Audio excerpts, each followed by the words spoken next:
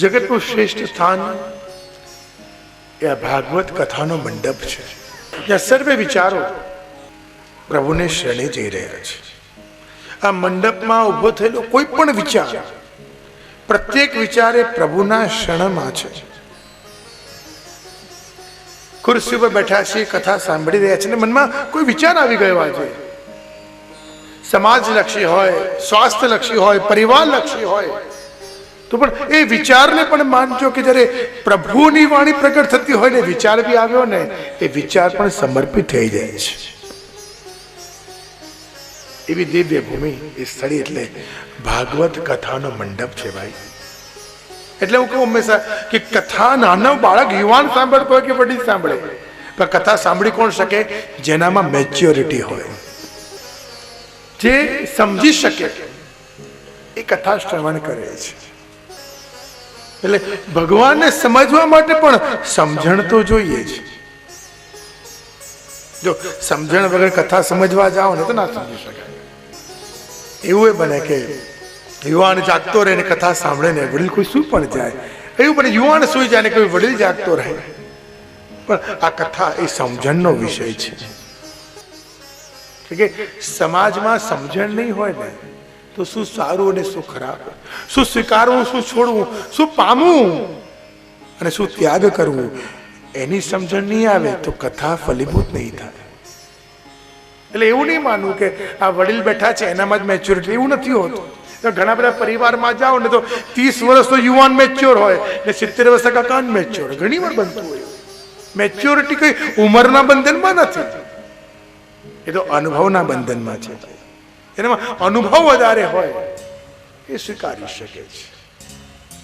પ્રભુ શ્રવણ કરાવી રહ્યા છે. ભાગવતની સામે બેસો એવું ના માનતા કે કથા બેઠા છે, ભગવાનની સામે બેઠા છો,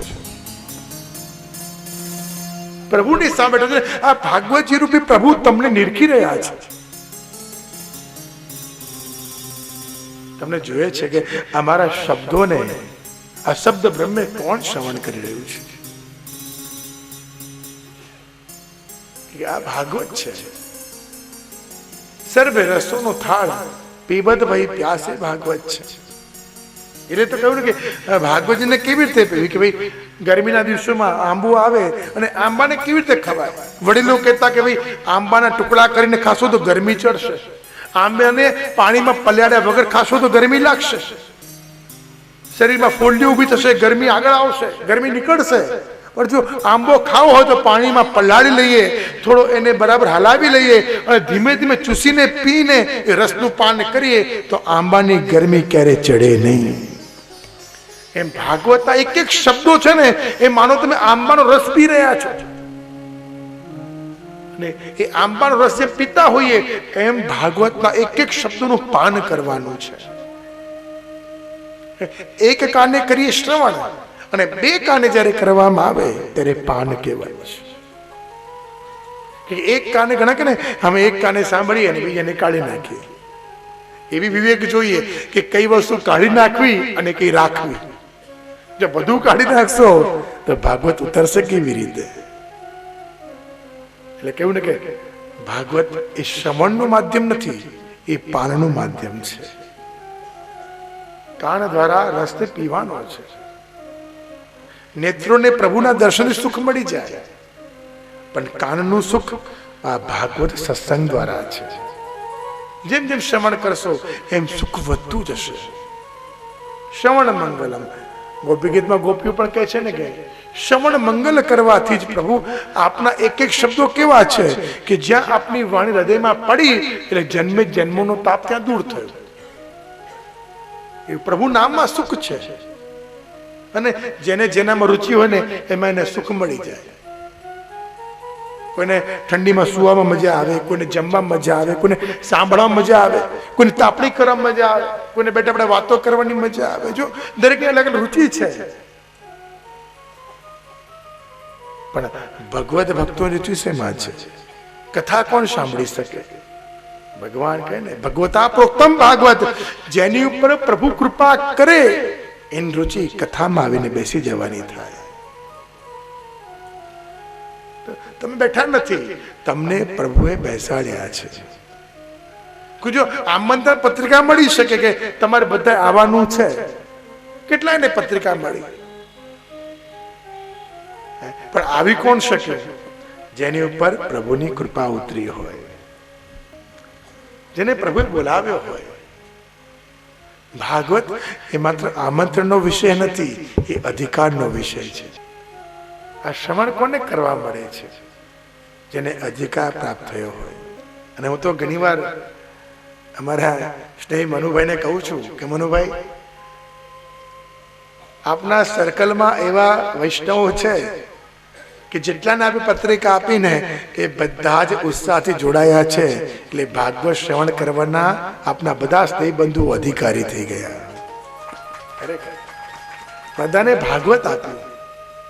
જો દરેક વ્યક્તિ પોતાના જીવનમાં કંઈક ને કંઈક વહેંચણી કરે, કંઈક આપવાનું મન થાય, જેમ ઉંમર વધે ને વ્યક્તિનું મન આપવાનું થાય. શું આપવું? સૌથી ઉત્તમ જે છે ને એ સત્સંગ છે, જેમાં સોનું કલ્યાણ અને જેને આપીએ એનું પણ કલ્યાણ થાય. સમાજને સાચા માર્ગે લઈ જવા માટે આ સત્સંગ છે. એટલે ભાગવતજીમાં 5 વસ્તુ મુખ્ય જે સમજવાની છે. ભાગવતજી તમે શું લઈને જશું? કે 5 વસ્તુ અહીંયાથી હું લઈને જઈશ. 5 રત્ન છે ભાગવતજીના, અને 5 રત્નમાં પહેલું શું કે પરિવાર. હું અહીંયાથી એવી સમજ લઈને જઈશ મારા જીવનમાં કે મારે ઘરમાં કેમ રહેવું, ઘરમાં રહીને પ્રભુ સેવા કેમ કરવી, કેમ પરિવારને જોડવો, એવી સેવા, એવું ભક્તિ કરું કે મારી સાથે આખો મારો પરિવાર જોડાઈ જાય. જો ભગવાનથી વેર કોઈને નથી. સેવા કબદ્ધાને કહું પણ કોઈ કરતું નથી, મારે એકલા જ કરવી પડે છે. પ્રભુથી વેર કોને હોય? વ્યક્તિથી વેર હોઈ શકે, સ્વભાવથી વેર હોય છે. અને આ કથા તો પરિવારની કથા છે, શ્રવણ કરવાની છે. એટલે હું તો હંમેશા કહું કે સેવા એવી રીતે કરીએ, ભગવત ભક્તિ એવી રીતે કરીએ કે બીજાને જોડાવાનું મન થાય. તમે એવી રીતે સેવા કરો ને કે બીજો કે અરે મને પણ કરવા દો, મારે પણ સેવા કરવી છે. એ કે ડર ઉભો ના કરીએ. આજે અમારા સંપ્રદાયમાં પુષ્ટિ માર્ગમાં સેવાના નામે એટલો હોવો થઈ ગયો, ગભરાય છે. સેવા કરો છો? હા, તમે જ કરી શકો. અરે આટલો નાનકડો કનિયો જયારે ઘરમાં આવે તો ડરવાનું શું?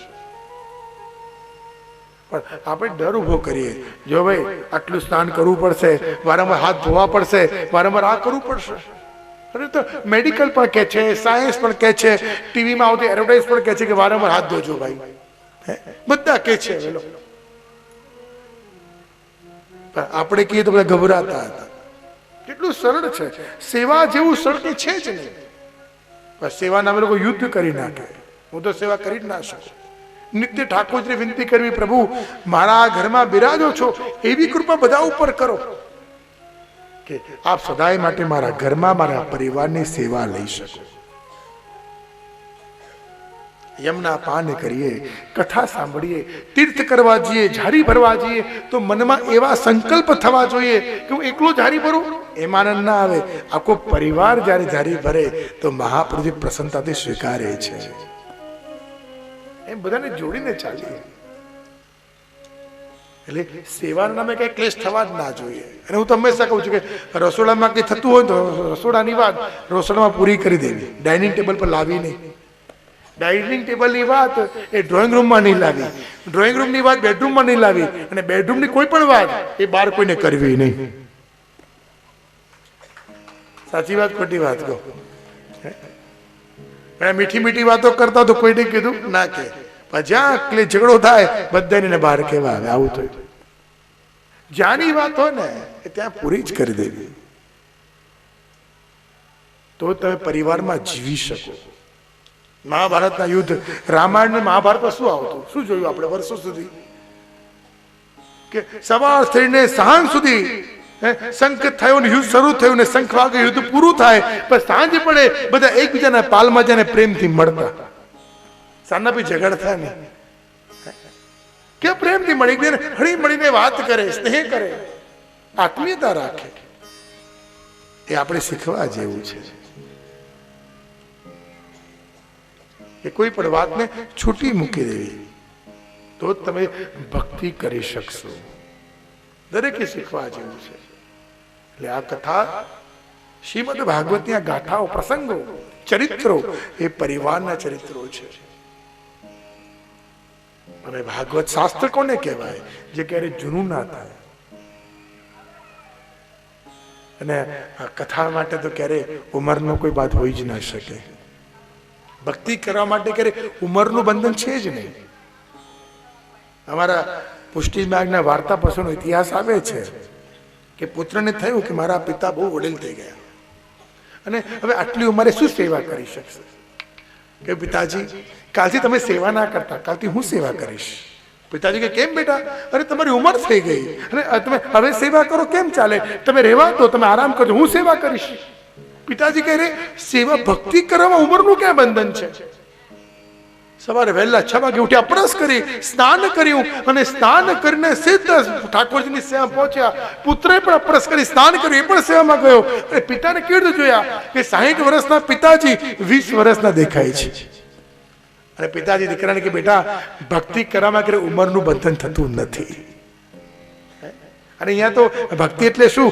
જેમ જેમ થોડા વાળ થાય એમ એમ માનો ભક્તિની યુવાની જાગી છે. એ તો અલૌકિક તપ છે, અનુભવ છે. અનુભવથી ગભરાવું નહીં. એ તો ભક્તિની પરાકાષ્ઠા છે. જેમ જેમ ઉંમર વધતી જાય માનું કે આપણે ઉત્તમ ભક્તિ કરવાનો સમય આવ્યો છે. એટલે આપણે સાથે મળીને ભક્તિ કરીએ, સાથે જોડાઈએ. અને કથા સત્સંગમાં જો આવા બધા કેસ તો ચાલતા હોય, ધ્યાન નહીં આપવું. જ્યારે સારું કામ કરવા બેસો ને, હંમેશા લોકો તમારું મન છે ને બીજી તરફ ડાયવર્ટ કરે, ખેંચી લે. આવું કરો છો ને, આવું કરો ને. એટલે હંમેશા કહું કે સારા કામ કરવામાં છે ને કોઈની બહુ સલાહ લેવા નહીં જવું. જે મનમાં આવ્યું કરવું જ છે, ઉત્તમ છે, સમાજલક્ષી છે, પરિવારલક્ષી છે, દરેક માટે સુધારવાનો પ્રયત્ન છે, દરેક આપવાનો પ્રયત્ન છે, તો પૂછવાની જો બધાને કરી જ નાખવું. કે સવારનું કામ કેવું? જો દુકાને બેસીને કઈ ના કરીને લો તમે કેવા છો, જો આખો દિવસ બસ ધંધો જ કરવાનો, ધર્મ જેવું કઈ જ નહીં. અને જો ધર્મ કરવા બેસી, ઓહો તમે તો બાવા થઈ ગયા હો, બધું મૂકી દીધું, બસ યાત્રા જ કરો છો. ન તમને ધંધો કરવા દે, ન તમને ધર્મ કરવા દે. સા સમાજ આવ્યો તને દરેક જગ્યાએ પકડે છે. એટલે કહું કે ઉત્તમ કાર્ય કરવું છે ને બહુ સલાહ લેવા નહીં જવું, કરી જ નાખવું. આ અવસર ક્યાં મળશે? કે આ ચિત્ત કેવું છે? આજે ઉત્તમ ક્ષણભરનો વિચાર એ આવતી ક્ષણ જતો પણ રહે છે. આજે હમણાં જ વિચાર આવ્યો અને ક્ષણભરમાં જતો રહે. એ પહેલા વિચાર આપણા મનમાંથી જાય, એ કાર્યને પરિપૂર્ણ કરી નાખો. એટલે પ્રથમ તત્વ જે રત્ન પ્રાપ્ત કરો છે પરિવાર. અહીંયાથી જઈને એવી રીતે જીવીએ મારો પરિવાર મને આદર્શ માને. હું હંમેશા કહું કે તમે ઉત્તમ જીવ્યાનું લક્ષણ શું? કે તમે કોઈના ઘરે જાઓ ને તો ઉદાસ લોકો તમને જોઈને હસતા થઈ જાય. જ્યાં તમે જાઓ ખુશાલી ફેલાય. ઘરના બાળકો કે ખરેખર મારે તો છે ને મારા દાદા જેવું બનવું છે, તો મારો દાદાનું જીવન એ ખરેખર ફલીભૂત થઈ ગયું, આદર્શ જીવન. તમે ઉત્તમ જીવનનું લક્ષણ શું? કે કોઈ તમારા જેવું બનવા માંગે. એટલે કેવું કે વડીલો એટલે શું? વડલો, છાંયડો. કોઈ આવે બળબડતી ગરીબમાં, યા શરીર તપતું હોય, યા મન તપતું હોય, યા વિચારો તપતા હોય, પછી વડીલ પાસે બેસે એકદમ શાંત ઠંડો થઈ જાય. પછી વડીલો તપતા હોય તો ક્યાં જાય માણસ? એટલે કે વડીલો એટલે શું? શાંત. મોટા ઘટાદાર વૃક્ષોનો સ્વભાવ કેવો છે? બધાને શાંત પાડવાનો. અને ઘટાદાર વૃક્ષો નીચે જો આપણે શાંત ન પડી શકતા હોય તો વ્યક્તિ આ રસ્તા ઉપર આશરો કોનો લેશે? એટલે વૃક્ષ જેવા બની જઈએ, જે આપણી પાસે આવે શાંત થઈ જાય, તમારે પ્રાપ્ત કરે. એવું જીવન એ ઉત્તમ વૈષ્ણવનું જીવન છે. એટલે આદર્શ બનવાનું છે. ઉપદેશો કરતા છે ને પ્રેરણા આપવી બહુ જરૂરી છે. એવું કાર્ય કરી બીજા આપણાથી પ્રેરણા લે કે ના મારે આના જેવું થવું છે. અને બીજા તમારાથી પ્રેરણા લેતા થઈ ગયા એટલે માનો તમારું જીવન સફળ થઈ ગયું. એ જ આદર્શ જીવન છે, એ જે ભાગવત જીવન છે. આપણે ભાગવત શ્રવણ કરીએ છીએ, બાકી આપણી સંસ્કૃતિ ભાગવત છે. માતા પિતાનું પૂજન કરવું, અતિથિને સ્વીકાર કરવા, ગૌ પૂજન, ગુરુ પૂજન, પ્રભુ સેવા, આ ભાગવત ધર્મ છે, ભાગવત સંસ્કૃતિ છે આપણી. જે શ્રવણ કરી રહ્યા છે એ તો રોમે રોમમાં આપણા ત્યાં છે. એટલે જ એમને કે પરિવાર સાથે મળીને કથા શ્રવણ કરીએ. બીજું કહ્યું પરિશ્રમ, પુરુષાર્થ. શું શીખીશું આપણે? કે પુરુષાર્થ કરવો શીખવાનો છે. મહાપુરુષોના જીવનમાં શું છે? પુરુષાર્થ છે. જેટલા સફળ વ્યક્તિઓ ના જીવનને આપણે જ્યારે દ્રષ્ટિગોચર કરીએ, આ વિશ્વમાં જેટલા સફળ વ્યક્તિ થયા છે એ શું આપણને બતાવે છે? કે રાઈમાંથી પહાડ કેમ બનાવવો, રેતીમાં ચાલતા ચાલતા કેવી રીતે મહેલ સુધી પહોંચવું, એ આપણને એ સફળ વ્યક્તિઓ બતાવે છે. પુરુષાર્થ વગર કે મળતું નથી. તમે ભગવાનના જીવન જુઓ ને તો એ કારાવાસમાં જન્મેલો કૃષ્ણ પહેલા જન્મતાની સાથે એ ટોપલામાં બેઠા, ટોપલામાં બેસીને ગોકુળ ગયા છે. અને એક ક્ષણ, એક દિવસ પણ જો કૃષ્ણને સ્થિર બેસતા જોયા? સતત પુરુષાર્થ કરવું, સતત કાર્યરત રહેવું એ કૃષ્ણનું કાર્ય છે. રામચંદ્રજીનું જીવન જોઈએ, સતત પુરુષાર્થ, સતત કાર્ય કરતા રહેતા. જગતગુરુ શ્રી વલ્લભાચાર્ય આપણા સર્વેના ગુરુ 7 વર્ષની ઉંમરમાં વિચાર કર્યો કે પૃથ્વી પરિક્રમા કરવી છે. 11 વર્ષની નાનકડી ઉંમરમાં આખી પૃથ્વીની પરિક્રમા કરી. એક ક્ષણ, એક દિવસ ક્યાંય બિરાજ્યા નથી. જો પૃથ્વીની પ્રદક્ષિણા ન કરી હોત તો આટલા જીવો ક્ષણે ના આવ્યા હોત. આ પુષ્ટિ માર્ગ, આ વૈષ્ણવ સંપ્રદાય આટલો ફૂલો ફલ્યો ના હોત. મહાપુરુષોનું જીવન બતાવે છે કે પુરુષાર્થ વગર જીવન અધૂરું છે. પુરુષાર્થ જ મુખ્ય છે. અને બધાને જોડવા માટે ત્રીજું તત્વ એ છે પ્રેમ. ભાગવતજી એ પ્રેમ ગ્રંથ છે. એ શું બતાવે છે? કે નારદજી ફરતા ફરતા ગયા અને વ્યાસ મુનિને મળ્યા. હે મુનિ વ્યાસજી, આપના મનમાં ચિંતા કેમ છે? આ ઉદ્વેગ શેનો છે? હું શું કહું? આટલા બધા ગ્રંથો, પુરાણો રચાયા છે, પણ હજી મને ઉદાસ છે. કે કેમ મન ઉદાસ છે? શું કારણ છે? અરે શું કહું, બસ મનમાં એમ થાય કે હજી કંઈક લખવું છે કે જેનાથી ભગવાનમાં પ્રેમ થઈ જાય. નારદજી કહે તમે 17 પુરાણ લખી નાખ્યા, પણ એવું કંઈ લખ્યું નથી જે વાંચતાની સાથે કૃષ્ણમાં પ્રેમ જાગે. નારદજી કહે છે અરે વ્યાસજી, એવું કંઈક લખી નાખો કે કૃષ્ણમાં પ્રેમ જાગી જાય, ભક્ત કૃષ્ણનો થઈ જાય, કૃષ્ણ વગર રહી ના શકે. ત્યાં શ્રીમદ ભાગવતજી કૃષ્ણ લીલાને લખવાનો પ્રારંભ કરવાનો વિચાર કર્યો. કહેવાય કે મુનિ વ્યાસ બોલતા થયા છે, શ્રી ગણેશજી લખવાનો પ્રારંભ કર્યો છે, શ્રી મહાદેવજી શ્રવણ કરવા પધાર્યા અને મનથી ચિંતન કરતા એ નારદજી ત્યાં ઉભા ઉભા શ્રવણ કરી રહ્યા છે. એવો પ્રેમ ગ્રંથ એ ભાગવતજી લખાયો છે. તો જીવનમાં જેને પ્રેમ ઘટી જાય ને એનું જીવન મૃત્યુ જેવું થઈ જાય છે. કે હવે જીવીને કરવું શું? કેમ? પ્રેમ ઘટી ગયો છે. એટલે કહ્યું કે જીવનમાં સૌથી વધારે જરૂર છે ને આત્મીયતાની, સ્નેહની હોય છે. આ ભાગવત એ પ્રેમ ગ્રંથ છે. ચોથું તત્વ કહ્યું પુણ્ય સંચય. જન્માંતરે પરે પુણ્યમ તથા ભાગવત લભેત.